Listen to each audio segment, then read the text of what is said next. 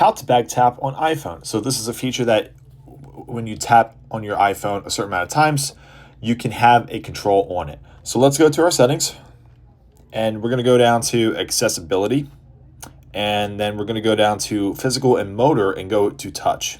So from here, you go all the way to the bottom, and as you see, it says back tap. My back tap is on. So what we can do, for example, is go to our double tap, and as you see, I have it on camera. So if I were to back tap the back of my phone twice, the camera would open up.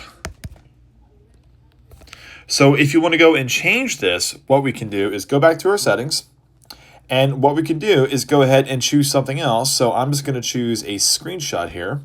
So now when you take a second and back tap your phone, it will automatically change to that control, and it takes a screenshot. So it's very easy and very simple to have a system control here that can control your phone so that you can use your back tap if you want. And you can also go ahead and set something to a triple tap as well. So then at that point you have two different options. And that's it.